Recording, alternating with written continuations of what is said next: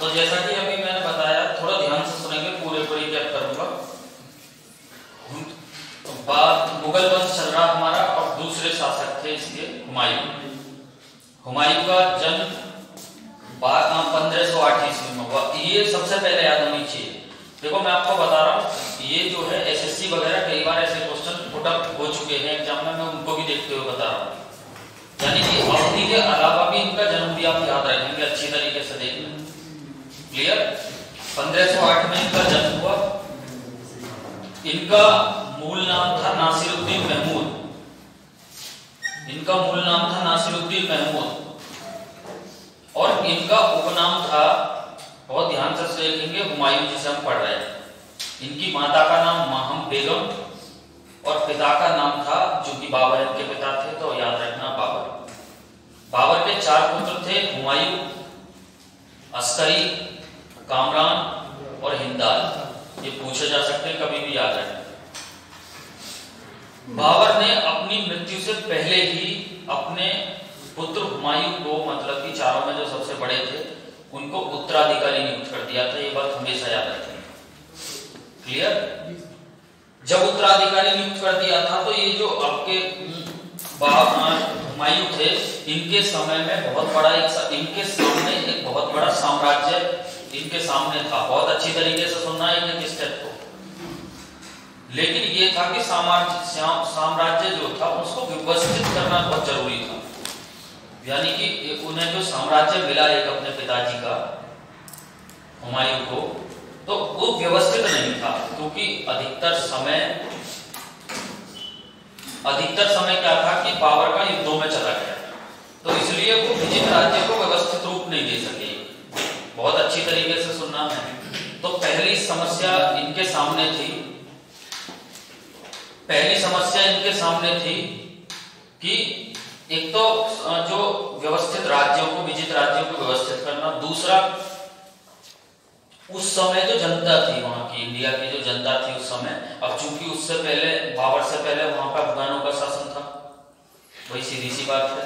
तो मोस्टली वो जो जनता थी वो किसको पसंद कर रही थी? वो अफगानों को पसंद कर रही थी। यानी कि वो अफगानों के प्रति अभी उनके पास सहानुभूति अफगानों के प्रति थी। दूसरा ये भी कुछ कारण था, बहुत अच्छे तरीके से ध्यान रखना। उसके बाद मैंने लास्ट लेक्चर में आपको एक और बात बताई थी, सभी बहुत ध्यान से सुनना है। अगर मैं इनके शत्रुओं की बात करूं तो पहले इनके प्रबलतम शत्रु अफगानी थे, जो इनके प्रमुख प्रतिद्वंदी थे। दूसरे इनके प्रबलतम शत्रु शेर खान थे, जिनका भी हम देखेंगे आगे चल के नाम भी आएगा उनका। और एक थे आपके गुजरात के शासक बहादुर शाह। क्लियर? बहुत ध्यान से सुनेंगे। सबसे पहला अगर इनका स्टेप की हम बात करें तो देखिए, ये क्वेश्चन परीक्षा में पूछा जाना है और मैं पहले भी इस बात को शायद बता चुका हूं, नहीं बताया है तो बहुत ध्यान से सुन लेना। पहले मुगल शासक थे, या एकमात्र मुगल शासक भी कह सकते हैं, चूंकि यही एकमात्र सब मुगल शासक ऐसे हैं। और ये स्टूडेंट हमेशा याद रखना, जब भी एकमात्र वाला सिस्टम आएगा ना एग्जाम में, वो प्रश्न बहुत बेहतर ही होगा किसी भी परीक्षा की दृष्टि से। अगर हम देखें, चाहे परीक्षा कोई भी स्तर की हो, कांस्टेबल की हो, दरोगा की हो, आईएएस पीसीएस की हो, कि एकमात्र मुगल बादशाह थे हुमायूं, जिन्होंने अपने साम्राज्य का विभाजन अपने भाइयों में किया। बेहतर क्वेश्चन होगा, एग्जाम में पूछा जा सकता है, इसे अच्छी तरीके से याद रखें कि कौन से मुगल शासक थे जिन्होंने अपने साम्राज्य का विभाजन अपने भाइयों में किया। तो हुमायूं।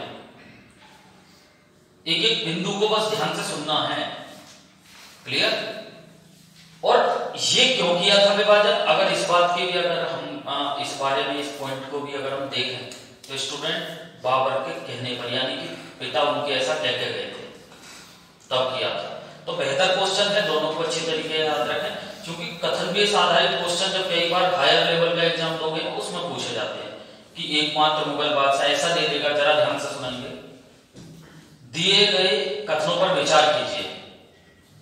पहला कथन दे दिया जाएगा, हुमायूं एकमात्र ऐसे मुगल बादशाह थे जिन्होंने अपने साम्राज्य का विभाजन अपने भाइयों में किया। दूसरा कथन दे दिया जाएगा, यह साम्राज्य का विभाजन उन्होंने अपने पिता बाबर के कहने पर किया। तीसरा कथन दे दिया जाएगा कि इस भाई को ये है साम्राज्य दिया गया, इस भाई को ये है जगह दी गई। तो उसके लिए आपको कुछ पॉइंट्स याद रखने हैं, जैसे अस्करी को तो संबल दिया गया, ये पूछा जा सकता, कभी भी मिलान में भी आ सकता है, जैसे कि आप देखें होंगे मैचिंग वाले जो क्वेश्चन आते हैं। अस्करी को संबल बहुत अच्छी तरीके से देखेंगे, हिंदाल को अलवर दिया गया, और कामरान को, जो कामरान थे उनको काबुल और कंधार दे दिए। तो बेहतर क्वेश्चन है, याद रखना है, कई बार पूछा जा सकता है, ठीक है। तो भाइयों का में अगर किसी ने साम्राज्य का विभाजन किया तो वो कौन से मुगल बादशाह थे? हुमायूं। उसके बाद अगर हम देखें तो अब चूंकि चीजों को व्यवस्थित करने की इनकी जिम्मेदारी थी, तो इनका सबसे पहला जो सैन्य अभियान था वो बुंदेलखंड के विरुद्ध था। अच्छी तरह से याद रखेंगे, कालिंजर अभियान। सन आपके माइंड में होना चाहिए 1531। देखिए, चूंकि हम जानते हैं हुमायूं की पहली अवधि जो है वो 1530 से लेकर, पहली वाली जो अवधि है वो 1540 है, और दूसरी अवधि 1555 से 1556 है। ये क्वेश्चन भी परीक्षा में पूछा जा सकता है कि पहले मुगल बादशाह कौन से हैं। बहुत अच्छी तरीके से सुन लें, जो 2 बार गद्दी पर बैठे हुमायूं, एक बार 1530 में और एक बार 1555 में। बहुत अच्छी तरीके से सुन लें। हालांकि इसके अलावा भी औरंगजेब भी थे जो 2 बार गद्दी पर बैठे थे मुगलों में, लेकिन हम उन्हें आगे बढ़ेंगे। लेकिन अच्छी तरीके से सुन लें, इन दोनों में ये क्वेश्चन बन सकता है कि पहले मुगल बादशाह कौन थे जो 2 बार गद्दी पर बैठे थे। हुमायूं एक बार 1530 और दूसरी बार 1555 में। बहुत अच्छी तरीके से याद रखें। पहला अभियान कालिंजर अभियान था, यानी कि मोस्टली सैन्य अभियान। 1531 आप याद रखें, किसके विरुद्ध था? कालिंजर के विरुद्ध था, और वहां के जो शासक थे स्टूडेंट, प्रताप रुद्रदेव थे। कई बार पूछा जा सकता है कि वहां के शासक कौन थे? प्रताप रुद्रदेव। क्लियर? अब क्या था कि उन्होंने अभियान चलाया। अच्छा, इस अभियान चलाने का मुख्य उद्देश्य क्या था? रीजन क्या था कालिंजर अभियान का? देखिए, इसके 2 मुख्य रीजन थे, बहुत अच्छी तरीके से सुने केवल। पहला, प्रताप रुद्रदेव की, यानी कि जो कालिंजर के शासक थे, उनकी अफगानों के प्रति सहानुभूति या सम्मान व्यवहार, ऐसा कह सकते हैं, सेमी बात है। क्लियर? और दूसरा पॉइंट क्या था कि ये जो था सामरिक दृष्टि से बहुत महत्वपूर्ण दुर्ग था कालिंजर दुर्ग, यानी कि युद्ध की दृष्टि से भी ऊंचाई पर था। ये 2 महत्वपूर्ण कारण थे। लेकिन क्या है कि ये जब चारों तरफ से वहां से घिर गए, चूंकि ज्यादा लंबा, बहुत हिंट तौर पर समझना है, घिर गए वहां पर ये, चूंकि आप जानते होंगे अफगान एकदम पूरी तरीके से निर्बल नहीं हुए थे अभी, भले ही बाबर ने पानीपत के पहले युद्ध में उनको हरा दिया था। क्लियर? तो चूंकि ये घिर गए तो इन्होंने एक संधि करना उचित समझा। तो यहां से आप इतने स्टेप याद रखें। हुमायूं का पहला सैन्य अभियान कौन सा था? कालिंजर अभियान। उस समय वहां के शासक कौन थे? प्रताप रुद्रदेव। इस अभियान का मुख्य कारण क्या था? उद्देश्य क्या था? 2 पॉइंट याद रखें। एक तो सामरिक दृष्टि से बहुत महत्वपूर्ण दुर्ग था, दूसरा प्रताप रुद्रदेव की अफगानों के प्रति सहानुभूति। क्लियर? और ये एक संधि पर समाप्त हो जाता है। प्रताप तो एक संधि पर समाप्त हो जाता, बहुत अच्छी तरीके से देखेंगे, यानी कि फाइनली इतना याद रखना। क्लियर? यानी कि ये कोई युद्ध नहीं हुआ, एक नॉर्मली संधि पर ये समाप्त हो गया। उसके बाद जैसा कि मैंने अभी स्टूडेंट बताया, बहुत ध्यान से सुनना, ये कांस्टेबल के लिए भी अच्छे क्वेश्चन है और ये एसआई के लिए भी बहुत बेहतर क्वेश्चन है। चूंकि हुमायूं के सबसे प्रबलतम शत्रु अगर हम देखें तो अफगान थे, जो कि पूरी तरीके से निर्बल नहीं हुए थे। क्लियर? तो 1532 यानी कि अपनी गद्दी पर बैठने के बाद और 1531 कालिंजर अभियान के बाद 1532 एक ऐसा अभियान था जिसे हम दोहरिया के युद्ध के नाम से जानते हैं। दोहरिया का युद्ध बहुत बढ़िया क्वेश्चन बनेगा यहां से स्टूडेंट, मैं बता रहा हूं आपको, 2 स्टार लगाकर अच्छी तरीके से क्लियर याद रखें। चूंकि इनके प्रबलतम शत्रु अफगान थे तो क्वेश्चन पूछा जाएगा हुमायूं का अफगानों के प्रति पहला मुकाबला कौन सा था। तो हुमायूं का अफगानों के प्रति जो पहला मुकाबला था ना वो दोहरिया का युद्ध था 1532, आप याद रखें। क्लियर, बहुत अच्छी तरीके से याद रखेंगे। दूसरा, अब जब दोहरिया का जो युद्ध हुआ, ये जौनपुर के पास एक स्थान है दोहरिया, बहुत अच्छी तरीके से सुन लें, ये यूपी स्पेशल क्वेश्चन भी।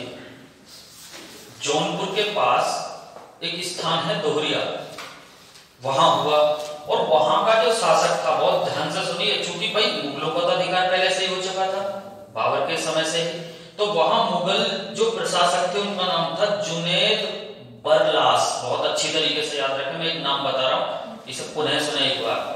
जुनैद बरलास एक नाम था, जो मुगल प्रशासक थे वहां पे, वो वहां छोड़कर भाग गए, यानी कि उसको छोड़कर भाग गए थे क्योंकि दूसरे ने उन पर अधिकार कर लिया था। बहुत अच्छी तरीके से सुनना, क्योंकि अफगानों ने वहां अधिकार कर लिया था, क्योंकि अफगानों की शक्ति जो है पूरी तरीके से निर्बल नहीं हुई थी। समझ में आ रही है ना इतनी बात। उसके बाद क्या है स्टूडेंट की, फिर दोहरिया नामक स्थान पर एक युद्ध होता है। किस किस के बीच होता है, जरा ध्यान से सुनेंगे। हुमायूं और महमूद लोदी, ये वही महमूद लोदी है ना मोस्टली अफगान थे। क्लियर, और इन्हीं महमूद लोदी के छोटे से आक्रमण ने जो वहां मुगल प्रशासक थे जुनैद बरलास, उनको भगा दिया था वहां से। अब ये बात हुमायूं को मालूम पड़ गई, तब हुमायूं और महमूद लोदी के बीच एक युद्ध होता है जिसको क्या नाम दिया गया, दोहरिया का युद्ध। तो उसमें किसकी विजय होती है, उसमें हुमायूं की विजय होती है। अब आपको यहां से क्या याद रखना, दोहरिया का युद्ध कब हुआ, 1532। दोहरिया का युद्ध किन दो शासकों के बीच हुआ, यानी कि तो एक तो हुमायूं और एक महमूद लोदी यानी कि अफगान। क्लियर, कौन विजय हुआ इसमें, हुमायूं विजय हुआ। अच्छी तरीके से सुनना है, क्लियर, और बहुत अच्छी तरीके से सुन लें। फिर जब हुमायूं विजय हो गए, हुमायूं फिर से उन्हें किनको, जुनैद बरलास, मैं बार बार नाम इसलिए याद दिला रहा हूं, कई बार जब परीक्षा में आएगा ना ये ना कि उस समय दोहरिया के शासक कौन थे जब ये युद्ध हुआ था मुगलों की तरफ से, यानी कि जिनको प्रशासक नियुक्त कर रखा था, सॉरी प्रशासक, तो फिर क्या कौन थे, जुनैद बरलास। अच्छी तरीके से याद रखना, उनको पुनः वहां प्रशासक नियुक्त कर और हुमायूं आगे निकल गए। क्लियर, तो यहां से आप 3-4 स्टेप याद रखें। 1532 में हुआ, हुमायूं का अपने प्रबलतम शत्रु यानी कि अफगानों से पहला मुकाबला कौन सा था, दोहरिया का युद्ध 1532। कौन जीता, हुमायूं जीता। जीतने के बाद हुमायूं किसको उत्तरदायित्व सौंप गए, कई बार ये भी पूछा जा सकता, तो अभी मैंने नाम बताया जुनैद बरलास, आप याद रखेंगे। क्लियर, उसके बाद 1532 में ही इन्होंने फिर इनका दिमाग जाता है, बहुत ध्यान से सुनना है, यानी कि महमूद लोदी को पराजित करने के बाद, फिर इनका दिमाग जाता है शेर खां की तरफ। तो जैसा कि मैंने पिछले लास्ट लेक्चर में भी बताया, बहुत अच्छी तरीके से सुने, शेर खां जो चंदेरी के युद्ध में खुद मुगलों की तरफ से लड़े थे मेदिनी रॉय के खिलाफ, और बाद में उसे छोड़कर, मुगलों की सेवा को छोड़कर वो आ गए थे, और फिर वो अपनी शक्ति को सुदृढ़ करने में लग गए थे, यानी कि अफगानों के साथ मिलकर। बहुत अच्छी तरीके से समझनी है कहानी, फैक्ट तो याद रखनी है, जहां से क्वेश्चन आने की संभावना वो तो मैं लिखा ही रहा हूं, लेकिन कुछ चीजें ऐसी भी सुननी है जिससे कि आप एक दूसरे से लिंक कर सको चीजों को। अब वो चूंकि उनकी सेना को छोड़कर आ गए थे मुगलों की को सेवा को, तो वो अफगानों से मिल गए थे और एक रणनीति बना रहे थे ऐसी कि यहां से मुगलों को कैसा खदेड़ा जाए भारत से, समझ रहे हैं। तो फिर शेर खां की तरफ ध्यान दिया, बहुत अच्छी तरीके से सुने। अगर परीक्षा में ये पूछा जाता है, क्योंकि ये दो हिंट आपको हमेशा याद रखने, अगर पूछी जाती है चुनार विजय तो 1537, और अगर पूछी जाती है चुनार दुर्ग का घेराव तो 1532, याद रखें इन दोनों में अंतर है। तब इन्होंने शेर खां की तरफ ध्यान दिया और चुनार 1532 में चुनार दुर्ग को घेरा। बहुत अच्छी तरीके से समझ लें। अब आप सोच रहे होंगे कि भाई चुनार दुर्ग को क्यों घेरा, उसका कारण था, रीजन समझ लें। चुनार दुर्ग को हत्या, यानी कि अगर चुनार दुर्ग पर अधिकार हो जाता हुमायूं का, तो हुमायूं पूर्व की तरफ बढ़ जाते यानी कि पूर्व की तरफ बढ़ने का एक रास्ता था, क्या, चुनार दुर्ग। इतना अब क्या है, घेराव भी किया, 2-4 महीने वहां रहे हुमायूं, लेकिन लास्ट में क्या है कि वहां एक मोस्टली संधि हो जाती है, ना कि युद्ध हो गए, और वहां के जो चुनार दुर्ग का जो अधिकार कर रखा था, चुनार दुर्ग का जो उस समय अधिकार था किसका, शेर खां का था। क्लियर। और शेर खां ने वहां एक संधि वार्ता संपन्न कर दी और अपने पुत्र कुतुब खां, ये पूछा जा सकता है कभी भी, याद रखेंगे शेर खां के पुत्र का क्या नाम था, कुतुब खां। कुतुब खां को उनके हुमायूं की सेना में, यानी कि एक अपनी छोटी सी सैन्य टुकड़ी भेज दी और उनकी सेना में कह दिया कि भाई इनकी सेवा करो, यानी कि एक रणनीति के तहत उन्होंने उनको भेज दिया और वहां एक संधि हो जाती है। इससे आप केवल इतना समझें, अगर परीक्षा के हिसाब से देखें, क्वेश्चन बनेगा हुमायूं के द्वारा चुनार दुर्ग का घेराव कब किया गया, 1532। फाइनली किस पर समाप्त हुआ, एक संधि पर समाप्त हुआ, क्योंकि उन्होंने अपने पुत्र कुतुब खां को उनकी जो रक्षा के लिए कह सकते हैं एक छोटी सी सैन्य टुकड़ी उनके पास भेज दी थी, भाई इनके पास रखवा, ठीक है। तो यहाँ हुमायूं चुनार दुर्ग को वापस उन्हीं को छोड़कर, किसको, शेर खां को छोड़कर चले जाते हैं। क्लियर। बहुत अच्छी तरीके से सुनना। 1532 में जो घेराव किया था ना, ये बन सकता क्वेश्चन कि हुमायूं ने जिस समय चुनार दुर्ग का घेराव किया, समझ रहे हैं, उस समय चुनार दुर्ग का शासक कौन था, यानी कि चुनार दुर्ग किसके हाथों में था, शेर खां के हाथों में था। अच्छी तरीके से समझ रहे, कई बार पूछ लिया जाए, ठीक है। उसके बाद क्या है कि 1535 और 36, बहुत ध्यान से सुनिए, 2 वर्ष आपको याद रखने, 1535-36, इसके बीच एक मोस्टली जो बिजी रहते हैं ये हुमायूं, बहादुर शाह से संघर्ष चला 1535-36 में, बहुत अच्छी तरीके से याद रखना। अब आप सोच रहे होंगे बहादुर शाह कौन है। बहादुर शाह उस समय गुजरात का एक शक्तिशाली शासक था और महत्वाकांक्षी शासक था, शक्तिशाली था, उसके पास ठीक ठाक मात्रा में हथियार भी थे और तोपखाना तक भी था, यानी कि एक बेहतर शासक था गुजरात का। कौन, बहादुर शाह। अगर मैं यहां से फैक्ट की बात करूं ना, तो देखिए ये बन सकते हैं क्वेश्चन। पहले तो सीधे जो बन सकते हैं कि हुमायूं के शासन काल के दौरान या हुमायूं के शासन अवधि के दौरान गुजरात का शासक कौन था, बहादुर शाह, क्योंकि बहादुर शाह मोस्टली महत्वपूर्ण और तगड़े शासक है उस समय। क्लियर। बहादुर शाह जो थे वो कुछ क्षेत्रों को, राजपूत क्षेत्रों को जीत भी चुके थे। बहुत अच्छी तरीके से सुनना, बहादुर शाह जो थे कुछ राजपूत क्षेत्रों को उस समय जीत भी चुके थे, है ना, जैसा कि मैंने पहले लास्ट लेक्चर में भी बताया, और एक शक्तिशाली और महत्वाकांक्षी शासक थे। क्लियर। जैसे ही वो, चूंकि वहां के कुछ हिस्से को वो जीत चुके थे, तो उनका मनोबल जो है थोड़ा सा और भी ऊपर था, तो वो उस चक्कर में लगे हुए थे कि उनको दिल्ली की गद्दी भी हाथ आ जाए। समझ रहे हैं, समझ रहे हैं। तो एक बेहतर फैक्ट के क्वेश्चन क्या हो सकते हैं, यहां से बहुत अच्छी तरीके से सुनेंगे। हालांकि इस बीच में पूरा संघर्ष चला 1535-1536, बहुत अच्छी तरीके से सुनेंगे, और पूरा संघर्ष चलता है बहुत लंबा, आप देख भी रहे होंगे 2 साल का लंबा पीरियड। लास्ट क्या निकल के आता है, लास्ट इस संघर्ष में हुमायूं की विजय होती है। बहुत ध्यान से सुनिए, लास्ट इस संघर्ष में किसकी विजय होती है, हुमायूं की विजय होती है। एक एक बात को अच्छी तरीके से सुने। अगर यहां से फैक्ट के क्वेश्चन की बात करें, यानी कि फैक्ट पर अगर मैं जाऊं, क्या क्वेश्चन बन सकते हैं कांस्टेबल और दरोगा को भी देखते हुए, जरा ध्यान से सुनेंगे, मैं एक क्वेश्चन को भी रिकैप करूंगा। पूछा जाएगा कि हुमायूं के शासनकाल के दौरान गुजरात का शासक कौन था, बहादुर शाह। क्लियर। पूछा जाएगा कि वह कैसा शासक था, शक्तिशाली और महत्वाकांक्षी शासक था। महत्वाकांक्षी का मतलब यह होता है कि बड़ा बनने की इच्छा रखने वाला। क्लियर। साथ ही साथ चूंकि उसके पास एक बेहतर तोपखाना था, तो यह पूछा जा सकता है बहादुर शाह, जो बहादुर शाह के तो तोपखाना जिसके अंडर में रहता था, तोपखाने के प्रमुख कौन थे, तो याद रखना है रूमी खां। आपको दिमाग में बैठा ही लेना, ये क्वेश्चन फैक्ट में पूछा जाएगा।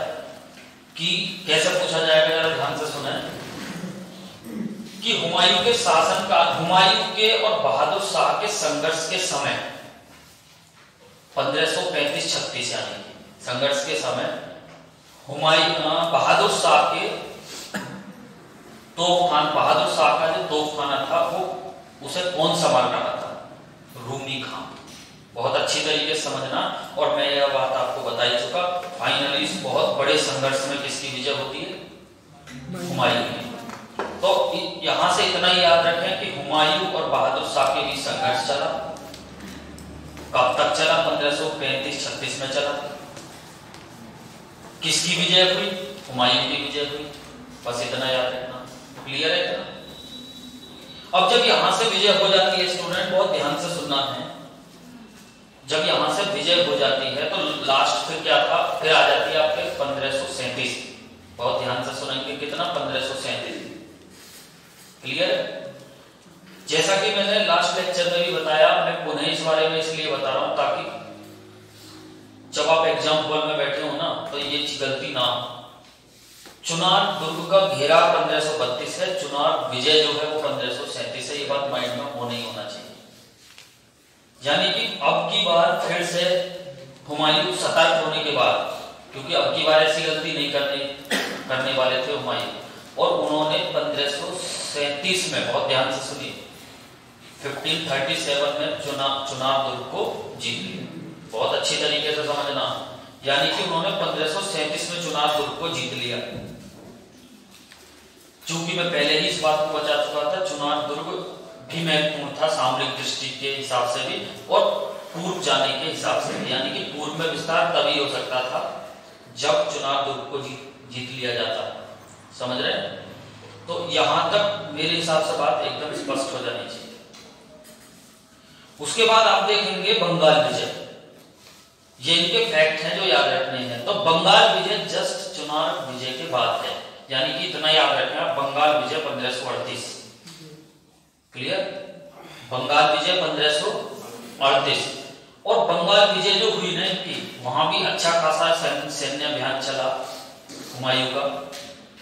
बहुत अच्छी तरीके से याद रखें। बंगाल में आप जानते होंगे जो उस समय वहां के जो नॉर्मल शासक थे, उनका नाम था, आप जरा ध्यान से एक बार देखेंगे, मैं बताता हूं, नुसरत शाह। बहुत ध्यान से सुनिए, क्या नाम था उनका? नुसरत शाह। बंगाल अभियान के दौरान जो वहां के एक अयोग्य शासक कह सकते हैं, इतने तगड़े शासक नहीं थे, लेकिन मोस्टली जैसे होते नॉर्मल शासक वो थे नुसरत शाह। वहां लंबा चौड़ा एक सैन्य अभियान चला। तो आपको एक बात याद रखनी है, कई बार क्रम वाले क्वेश्चन बन जाते हैं एग्जाम में, और क्रम वाले आप जब याद रखेंगे जब आपको क्रम याद होगा। यानी कि 1531 कालिंजर अभियान, 1532 दोहरिया का युद्ध, 1532 ही उसके बाद चुनार दुर्ग का घेराव, 1535-1536 बहादुर शाह से संघर्ष, और 1537 चुनार विजय, और 1538 बंगाल विजय। याद रखना। कुल मिलाकर यह है कि इस लंबे चौड़े सैन्य अभियान में भी ये बंगाल विजय कर लेते हैं, यानी कि बंगाल को जीत लेते हैं। यहां से ये बात याद रखनी है, क्योंकि उस समय बंगाल की राजधानी क्या थी? गौड़। बहुत ध्यान से सुनना, गौड़। और इन्होंने गौड़ का नाम बदलकर क्या रखा? जन्नताबाद। ध्यान से सुनेंगे, क्या रखा? जन्नताबाद। एक स्पष्ट क्वेश्चन को अब आप सुने, फैक्ट क्या बन सकते हैं यहां से, यानी कि किस तरीके के क्वेश्चन यहां से पुट अप होंगे। पहला, हुमायूं की बंगाल विजय किस सन में हुई? 1538। हुमायूं की बंगाल विजय के दौरान वहां का शासक कौन था? नुसरत शाह। बहुत अच्छी तरीके से सुनेंगे। क्लियर? जिस समय वहां हुमायूं ने ये जीता, उस समय वहां की राजधानी कौन सी थी बंगाल विजय के दौरान? गौड़। ये पूछा जा सकता है किस मुगल शासक ने बंगाल की राजधानी गौड़ का नाम बदलकर जन्नताबाद रखा? हुमायूं। क्लियर? इसी बीच में क्या होता है स्टूडेंट, बहुत ध्यान से सुनेंगे इस विषय वस्तु। हुमायूं को ऐसी एक सूचना मिलती है, यानी कि बंगाल विजय के तुरंत बाद भी, कि उसके भाई जो हिंदाल थे, हिंदाल जिनको अलवर दिया गया था, समझ रहे? हिंदाल ने अपने बिल्कुल खास एक तरीके से पीए मान सकते हैं, जिनका नाम था शेख बहलोल, की हत्या कर दी और हत्या कर स्वतंत्र आगरा में खुद को बादशाह घोषित कर दिया। ऐसी खबर किसको मिलती है? हुमायूं को। और हुमायूं इस खबर को सुनने के बाद वहां से लौटने का निश्चय करते हैं आगरा की तरफ। समझ रहे हैं भाई? सीधी सी बात है, हुमायूं को भी क्या था, हुमायूं को ऐसा लग रहा था गद्दी चली जाएगी हाथ से, क्योंकि उसने अपने शेख बहलोल जो पर्सनल आदमी था, यानी कि खास आदमी जिसे हम बोल सकते हैं, उसको मारकर स्वतंत्र बादशाह घोषित कर दिया था। क्लियर है? अरे क्लियर। उसके साथ साथ फिर याद रखेंगे वो वहां से वापस चल पड़े। लेकिन इस महत्वपूर्ण बिंदु को याद रखिए, ये क्वेश्चन आपसे परीक्षा में पूछा जाएगा। जिस समय बंगाल विजित कर लिया था इन्होंने, हुमायूं ने, उस समय जब वहां से लौटे थे तो वहां किसको अपना उत्तरदायित्व सौंप कर आए थे? तो जहांगीर कुली बेग। बहुत अच्छी तरीके से सुनेंगे नाम, जहांगीर कुली बेग को सौंप कर और वापस चले आए थे। ये बात शेर खां को मालूम पड़ चुकी थी, अच्छी तरीके से सुनेंगे। और शेर खां ने रास्ते में ही उन्हें रोकने का प्रयास किया। समझ रहे हैं? फिर आपने नाम सुना होगा, बहुत फेमस युद्ध है चौसा का युद्ध, 1539। आप देखेंगे जस्ट 1538 के बाद 1539 पर हम आ जाते हैं। 1539 के बीच में ही उनको रोक दिया जाता है आते समय। समझ रहे हैं? और स्टूडेंट बहुत अच्छी तरीके से सुनेंगे, क्योंकि शेर खां को मालूम था वो वापस आ रहे, और जिस रास्ते से आ रहे थे वहां अफगानों की जो सत्ता थी ना, वो मजबूत स्थिति में थी, तो वो आते हुए रोक लेते हैं। दोनों के बीच एक भयंकर युद्ध होता है, जिसको क्या कहा जाता है? चौसा का युद्ध। तो यहां से आप क्या याद रखेंगे? चौसा का युद्ध कब हुआ? 1539। किसके बीच हुआ? हुमायूं और शेर खां की सेनाओं के बीच हुआ। क्लियर है जी? कौन विजय हुआ? इसमें विजय होते हैं आपके शेर खां। बहुत अच्छी तरीके से सुन लें। और इस विजय के बाद बहुत अच्छी तरीके से सुनेंगे एक फैक्ट भी, इस विजय के बाद शेर खां ने स्वयं को सुल्तान घोषित किया और शेर शाह की उपाधि धारण की। क्लियर? यानी कि अब आप कह सकते हैं कि जो शेर खां थे वो शेरशाह सूरी जो बने ना, वो चौसा के युद्ध के बाद बने। यानी कि चौसा के युद्ध से पहले हम शेरशाह सूरी नहीं कह सकते उन्हें, हम शेर खां ही कहेंगे, क्योंकि उन्होंने वास्तविक तौर पर जो शेरशाह सूरी बने वो चौसा के युद्ध के बाद बने। सीधे से फैक्ट है जो आपको याद रखने परीक्षा में। पहला, चौसा का युद्ध कब हुआ? 1540। किसके बीच हुआ? हुमायूं और शेर खां के बीच। कौन विजय हुआ? शेर खां विजय हुआ। क्लियर? शेर खां ने किस युद्ध के बाद शेर शाह की उपाधि धारण की थी? चौसा का युद्ध। शेर खां ने किस युद्ध के बाद सुल्तान की उपाधि धारण की थी? चौसा का, 1540। क्लियर? सॉरी, हाँ 1539। क्लियर? अब जैसे ही ये इस युद्ध को बहुत अच्छी तरीके से समझेंगे, जैसे ही इस युद्ध को जीत लेते हैं शेर खां, यानी कि शेरशाह सूरी जीत लेते हैं, तो इस बीच में ये बच जाते हैं। कौन? हुमायूं। और अपनी जान इस युद्ध में उन्होंने नदी में कूद कर बचाई। यहां से अगर मैं फैक्ट की बात करूं स्टूडेंट, तो बहुत अच्छी तरीके से पूछा जाएगा, इसको ही दिमाग में बैठा है। चौसा के युद्ध के समय किस व्यक्ति ने या किस नाम के व्यक्ति ने हुमायूं की जान बचाई थी? निजाम नामक व्यक्ति ने, जो कि एक भिश्ती थे, यानी कि पानी डूबने वाले। क्लियर? और उन्हें इस जान बचाने के लिए, बहुत अच्छे तरीके से देखेंगे, उन्हें इस जान बचाने के लिए उन्होंने आधे दिन के लिए बादशाह भी बनाया था। तो कई बार ये क्वेश्चन भी परीक्षा में पूछा जा सकता है, इसे बहुत अच्छी तरीके से याद रखें कि किसे आधे दिन के लिए बादशाह बनाया था हुमायूं? निजाम नामक व्यक्ति। क्लियर? तो चौसा का युद्ध इस तरीके से हुआ, और बेहतर क्वेश्चन यहां से बन सकते हैं, अच्छे तरीके से याद रखें। जीते शेर खां थे। अब एक बात तो आपके समझ में यहां से बिल्कुल स्पष्ट आ गई होगी, जब शेर खां जीत ही गए थे इस युद्ध को, चाहे कैसे भी जीते, बारिश के ओर से आए, कैसे भी जीते, अब उनका मनोबल ऊपर पहुंच चुका था इस जीत के बाद। समझ रहे हैं? और इस जीत के बाद ये भी सीधी सी बात थी कि कहीं ना कहीं हुमायूं का भी मनोबल डाउन था। तो जस्ट अगली साल एक और युद्ध होता है, क्योंकि वो बैक टू बैक अधिकार करते चले गए थे। कौन? शेर खान। आपने सुना होगा कन्नौज या बिलग्राम का युद्ध, बहुत फेमस युद्ध है ये, तो बहुत ज्यादा फेमस युद्ध है। ये मान के चलिए स्टूडेंट कि इस पर आप 3 स्टार लगा लो, ये क्वेश्चन इतना इंपोर्टेंट है। उसका कारण बताऊंगा, रीजन। बिलग्राम या कन्नौज का जो युद्ध है, पहले तो आप याद रखें 1540 ईस्वी में हुआ। ये भी हुमायूं और शेर खां के बीच हुआ, यानी कि शेर शाह सूरी के बीच हुआ। और इसमें अगर हम विजय की बात करें तो स्टूडेंट इसमें विजय हुए आपके शेर शाह सूरी विजय हुए, यानी कि फिर से पुनः विजय हुए। कारण था हुमायूं के भाइयों ने भी हुमायूं का साथ नहीं दिया, बहुत रीजन थे इसमें। पर आप इतना ही याद रखें फैक्ट के तौर पर, क्योंकि मुझे ऐसे फैक्ट ज्यादा बताने हैं इस क्लास के माध्यम से जो आपकी परीक्षा में सीधे देखने को मिलने वाले। तो चौसा इसे कन्नौज या बिलग्राम का युद्ध भी कहते हैं, 1540 ईस्वी में हुआ। हुमायूं और शेर शाह सूरी के बीच हुआ और इसे शेर शाह सूरी ने ही जीता। स्टूडेंट यहां से इतना बेहतर क्वेश्चन ये बनने वाला है, इसे ध्यान से सुना, क्योंकि इस युद्ध के बाद द्वितीय अफगान साम्राज्य की स्थापना का मार्ग जो था वो खुल गया था। तो एग्जाम में ये पूछा जा सकता है कि किस युद्ध के बाद द्वितीय अफगान साम्राज्य की स्थापना हुई थी?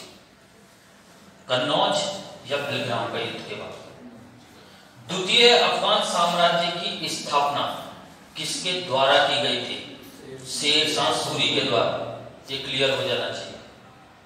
और स्टूडेंट ये भी पूछा जा सकता है कि मुगलों का अंत किस युद्ध के बाद हुआ?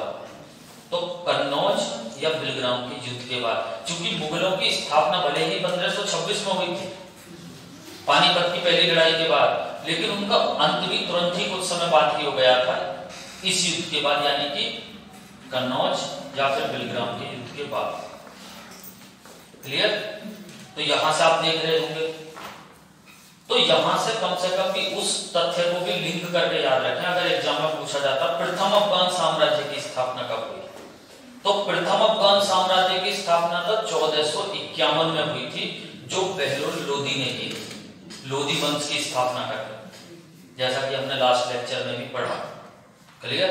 अब आप सोच रहे हो वहां क्यों बता रहा हूं? वहां बताने का एक मुख्य कारण मेरा ये है कि द्वितीय के साथ आप पहले को भी याद रखें। तो प्रथम अफगान साम्राज्य की स्थापना 1451 में हुई थी, बहलोल लोदी ने की थी, लोदी वंश की स्थापना करके। और द्वितीय अफगान साम्राज्य की स्थापना, ये तो प्रथम अफगान की बात है, और द्वितीय अफगान साम्राज्य की स्थापना कन्नौज या बिलग्राम के युद्ध के बाद हुई, जो शेरशाह सूरी ने की, सूरी वंश की स्थापना करके। बहुत अच्छी तरीके से याद रखेंगे। मेरे हिसाब से एक एक फैक्ट आपके याद हो जाना चाहिए, यानी कि आप इस अवधि को ऐसा रख सकते हैं। मुगलों, इस तरीके से भी याद रख सकते हैं कि मुगलों की स्थापना किस युद्ध के बाद हुई थी। तो मुगलों की स्थापना हुई थी पानीपत की पहली लड़ाई के बाद, जब बाबर ने इब्राहिम लोदी को हराया था। क्लियर?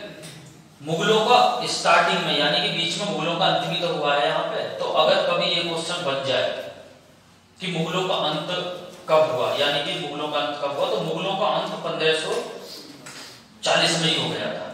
भाई ये मुगलों का अंत ही हो गया था यहाँ पे, भले ही मुगल 1555 में दोबारा आए,